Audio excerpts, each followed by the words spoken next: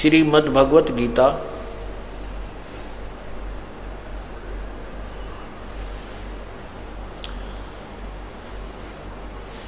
Gita press Gorakhpur से प्रकाशित है और इसके अनुवादक हैं जय दयाल गोविंद का।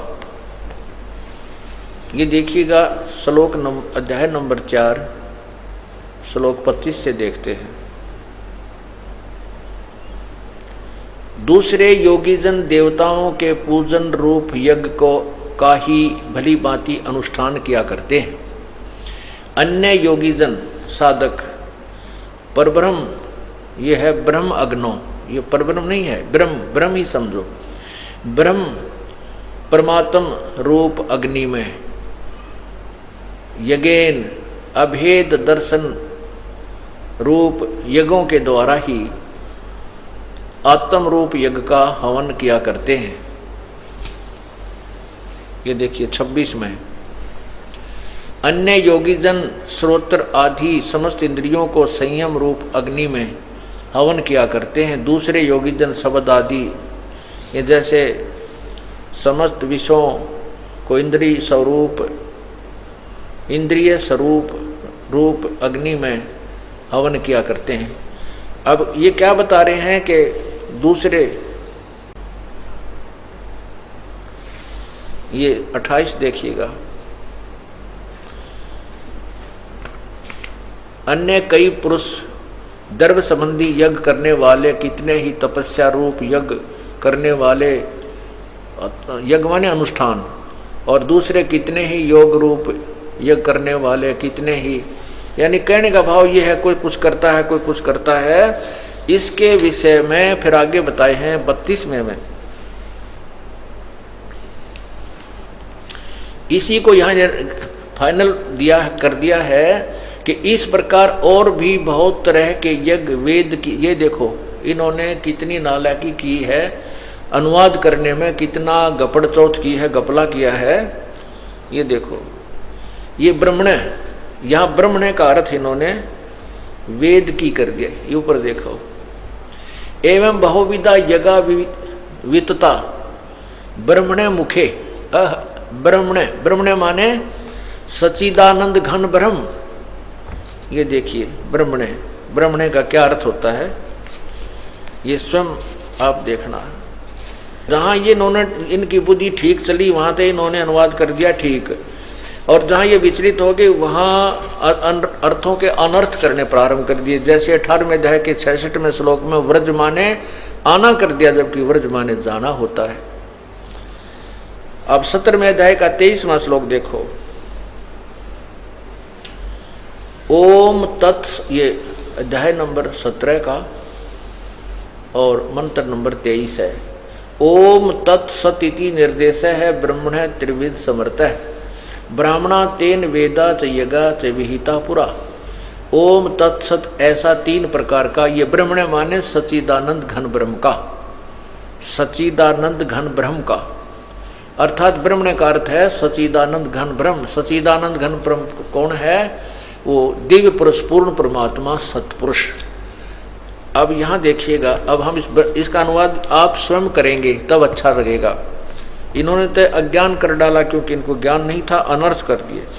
अब ये क्या कहता है कि एवं, यही चौथे अध्याय का 32वां श्लोक, एवं बहुविधा यज्ञा वितता ब्रह्मण्य मुखे कर्मजान विदितान सर्वान एवं ज्ञात्वा विमोक्षय से। इस प्रकार और भी बहुत तरह के यज्ञ यहाँ देखना था। है ब्रह्मण्य माने सच्चिदानंद घन ब्रह्म के, मुखे माने मुख्य, ये के वाणी में, हम यही कर लें इनका शरत के मुख्य वाणी में, अर्थात परमात्मा के मुख्य ज्ञान में, क्योंकि ये तो खुद तो बता ही रहा है कुछ ऐसा कर लो, ये कर लो, वो करते हैं, ऐसा करते हैं। अब कहते उस पूर्ण परमात्मा के मुख्य ज्ञान में, ब्रह्मण्य मुखे, परमात्मा की वाणी में। अब यही सोच लो, उस परमात्मा की वाणी में, इन्हीं के द्वारा अनुवाद, इसी को सच चलते, ब्रह्मण्य माने सच्चिदानंद घन की वाणी में, अर्थात उस पूर्ण परमात्मा के द्वारा दिए गए सवसम वेद में उनके द्वारा उच्चारित उस उनके मुख कमल से उच्चारित उस ज्ञान में, तत्व ज्ञान में नाना प्रकार भिन्न भिन्न प्रकार से बहुत से तरीके, मतलब यथार्थ तरीका उस परमात्मा अर्थात उस तत्व ज्ञान में भेद दिया हुआ। ये देखिए,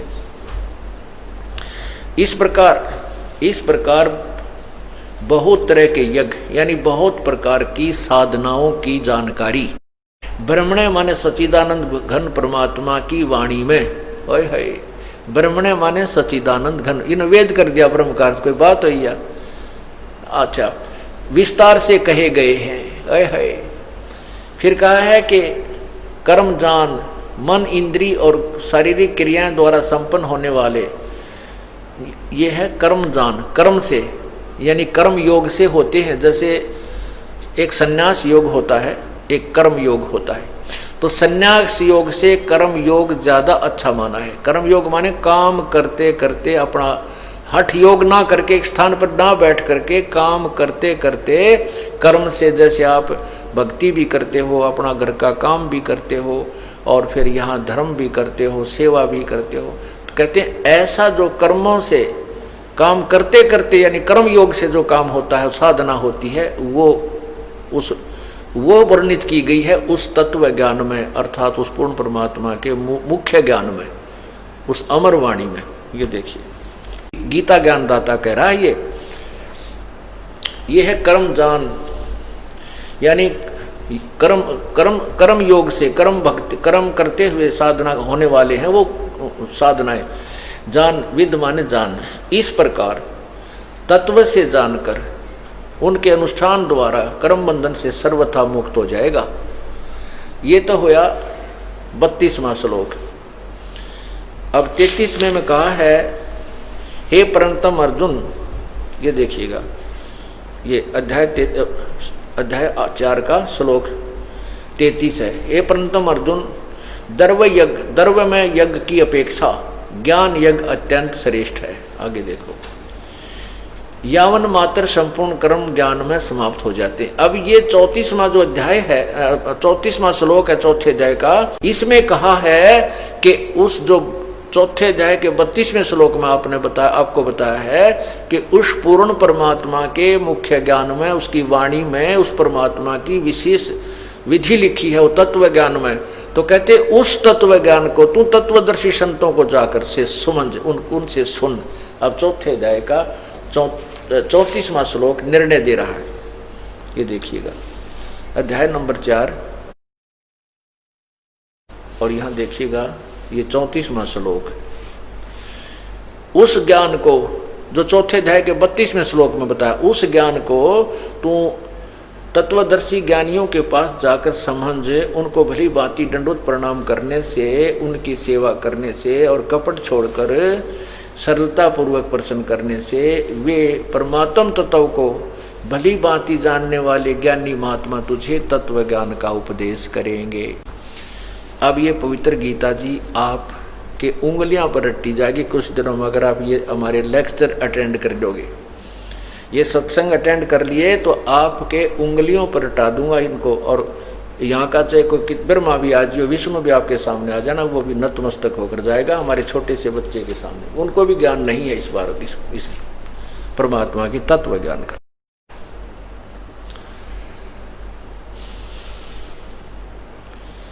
तो क्या बताया है कि ज्ञान जो है, इस ज्ञान से फिर हमें निर्णय होगा कि कौन परमात्मा है, किस परमात्मा की भक्ति करने से हमें मोक्ष होगा, क्योंकि हमने मोक्ष प्राप्ति करनी है। और जब तक मोक्ष नहीं होगा तो हम यहाँ पर कितनी लंबी उम्र प्राप्त कर लें और कितना ही हम राज्य भोग लें, अंत में मृत्यु को प्राप्त होते हैं। जैसे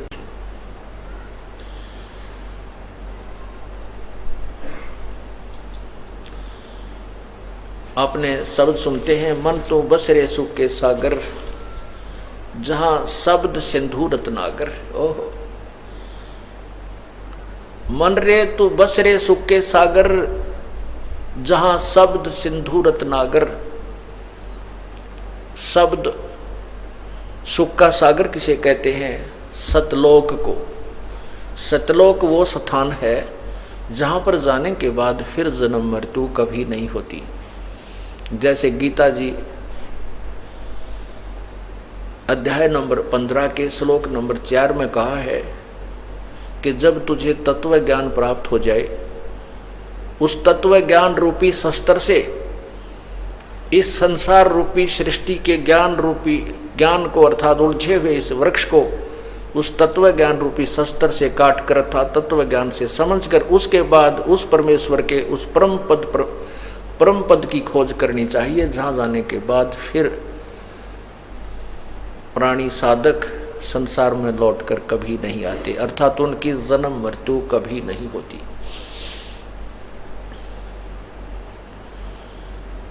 और गीता ज्ञानदाता कहता है कि जिस परमेश्वर से सारी सृष्टि रची गई है, जिसने सब ब्रह्मांडों की रचना की है, अर्थात जिसने उल्टे लटके संसार रूपी वृक्ष की जो है ना विस्तार किया है, जिसने उसकी रचना की है, और मैं भी, गीता ज्ञानदाता कहता मैं भी उसी की शरण हूं और पूरे निश्चय के साथ उसी की पूजा करनी चाहिए। 18वें अध्याय के 62वें श्लोक में कहा कि तू सर्वभाव से अर्जुन उस परमेश्वर की शरण में जा जिसकी कृपा से तू परम शांति और सतलोक को प्राप्त होगा। शाश्वत स्थान जो कभी नष्ट न होने वाला सदा रहने वाला स्थान सतलोक है।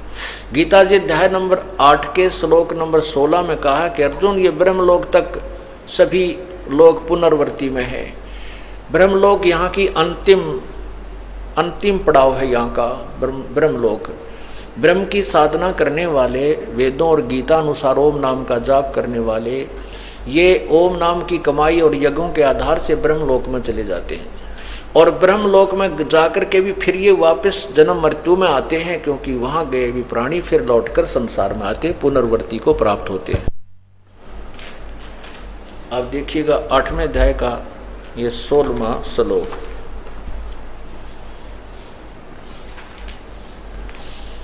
ये देखिए पवित्र गीता जी,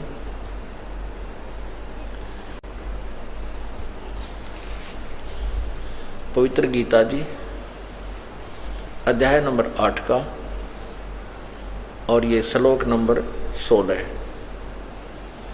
हे अर्जुन, ब्रह्मलोक पर्यंत सब लोक पुनर्वर्ती में है, परंतु हे कुंती पुत्र, मुझको प्राप्त होकर पुनर्जन्म को प्राप्त नहीं होता। ये यहाँ इन्होंने गलत अनुवाद किया। ये देखिए यहाँ से, अब्रह्मभुनात् लोका पुनर्वर्तिन अर्जुन माम उपेत तु कौन्ते पुनर्जन्म न विद्यते। अब यहाँ इन्होंने क्या अनुवाद किया है कि मुझे प्राप्त होकर जन्म नहीं होते, नहीं। इसका अर्थ है कि माँ, जिनको ये ज्ञान नहीं कि ब्रह्मलोक तक भी पुनर्वर्ती में है, वो मेरे वाली साधना करते हैं। वो मेरी साधना करने वाले भी जिनको ये ज्ञान नहीं है, वो मुझे प्राप्त होकर भी वो पुनर्जन्म में रहते हैं। क्योंकि अगर यहाँ इसका ये अनुवाद किया जाए कि उनका पुनर्जन्म नहीं होता, तो वो श्लोक गीता जी के व्यर्थ हो जाते हैं। 4थे अध्याय के 5वें श्लोक में कहा है कि अर्जुन, तेरे और मेरे बहुत से जन्म हो चुके हैं, तू नहीं जानता, मैं जानता हूं। और गीता जी के अध्याय नंबर 2 के 12 श्लोक 12 में कहा है कि अर्जुन, ऐसा नहीं है कि सैनिक और तू और मैं आज ही जन्मे हैं, पहले भी जन्म हुआ, आगे भी होगा, और ये ना सोच कि हम वर्तमान में ही हैं। अर्थात ये गीता ज्ञानदाता स्वयं कहता है कि हम, मैं और तू तो जन्म मृत्यु में। इसलिए 18वें अध्याय के 62वें श्लोक में कहा कि अगर तूने पूर्ण मोक्ष चाहिए तो उस परमात्मा की शरण में जा, उसकी कृपा से तो परम शांति और शाश्वत स्थान यानी सतलोक को प्राप्त होगा। तो हम यहाँ पर इतना ही लें कि ब्रह्मलोक तक भी यहाँ नाश सभी जन्म मृत्यु और पुनर्जन्म में आते हैं। तो क्या बताते हैं, और जन्म मृत्यु है तो सुख नाम की चीज प्राणी को नहीं है। यहाँ पर हम सुख मानते हैं, जैसे निर्धन मानता है कि धनवान बहुत सुखी होता है, और धनवानों की स्थिति अगर आप देख लो तो कहना ही क्या है, उसको चैन नहीं दिन रात। धनवान सेठ सोचता है कि राजा लोग ही सुखी होते हैं, इनके आगे पाछे नौकर घूमते हैं और इनकी जुबान से सब कुछ ठीक होता चला जाता। नहीं, राजा कभी सुखी नहीं होता। एक परिवार का छोटा सा मुखिया जिसमें 5-7 सदस्य होते हैं, उन्हें के अरेंजमेंट में उसको दिन रात नींद नहीं आती, चिंताएं बनी रहती हैं। और एक राजा तो बहुत बड़े क्षेत्र का पिता मुखिया बन जाता है, एक जो है ना इंचार्ज बन जाता है, तो वो इतने बड़े परिवार का पिता बन जाता है, तो उसको दिन रात नींद नहीं आती।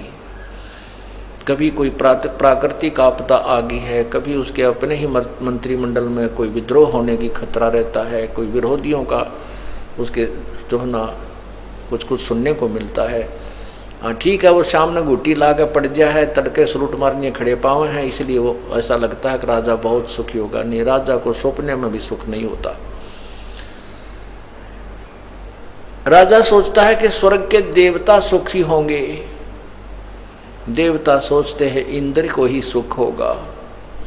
इंद्र को जब देखते हैं, इंद्र की दुर्गति, ओए होए, आप इतिहास पढ़कर देखो स्वर्ग के राजा इंद्र का, कभी उसके ऊपर कोई चढ़ाई कर रहा है, कभी उसको कोई, कभी इंद्र तो है ना अपने राजधानी छोड़कर भाग जाता है, मार काट हुई रहती है। इंद्र सोचता है ब्रह्मा विष्णु महेश ही सुखी होंगे, ब्रह्मा विष्णु महेश को सौंपने में भी सुख नहीं है। पुण्यात्माओं, ये जो आपको ज्ञान सुनाया जाता है ये तत्व ज्ञान है, और इसमें ये सत्य समझना। आपको दिखाता हूं विष्णु पुराण में, विष्णु जी विष्णु पुराण में कहते हैं कि मुझे तो सौपन में भी सुख नहीं है।